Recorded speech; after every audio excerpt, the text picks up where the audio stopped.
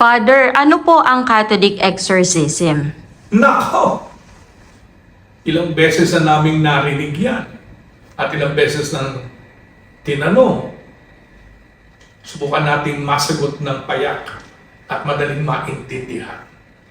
Una, at higit sa lahat, parang kailangan munang magkaroon ng disclaimer. Kasi pag yung word exorcism, masyado siyang iba ang dating sa iba't ibang tao. At laging pang-Halloween at undas na programa yung pinakikita pagtanong sa exorcism. Pero maganda yung katanungan, ano po yung Catholic exorcism? So the emphasis is Catholic. Paano naiintindihan ng isang Katoliko ang salitang exorcism?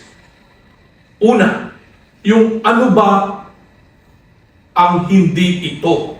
What it is not? Para makorek natin agad. First, it is not a cure for mental illness. Kasi marami nagsasabi, ay, mental health problem lang yan. Hindi kailangan ng exorcism or psychological lang. Hindi. Catholic exorcism is not a cure for mental illness. Pangalawa, di ba lagi natin itong nakikita pag yung mga palabas, pagdating ng Halloween, kasi ang focus doon sa nakakatakot. But it is not a spectacle or theatrical event. Pangatlo, it is not for everyone. Maraming curious na mga tao na kahit mga estudyante ko sa seminaryo, pag ang pag-uusapan na exorcism, ang tenga, talagang nakikinig. Pero pag ang pinag-usapan tungkol sa Diyos, buhay pananampalataya, inaantok. So exorcism is not for everyone.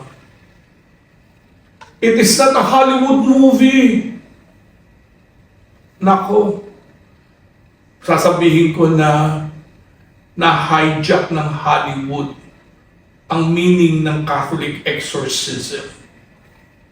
Kaya nga minsan may isang bishop, Catholic bishop, na nagsuggest huwag namin gagamitin yung word na exorcism.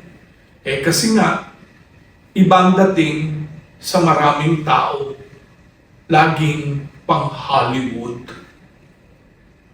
And, of course, una, na kailangan maintindihan, hindi ito magic. Iniisip ng marami na ang exorcism pwedeng gawin ng maraming tao. Halimbawa, mga faith healers, occult practitioners, albularyos. Para sa ating mga Katoliko, ang exorcism ay hindi napapaloob sa occult practices. Mahalin mo si Kristo, lalayo ang diablo.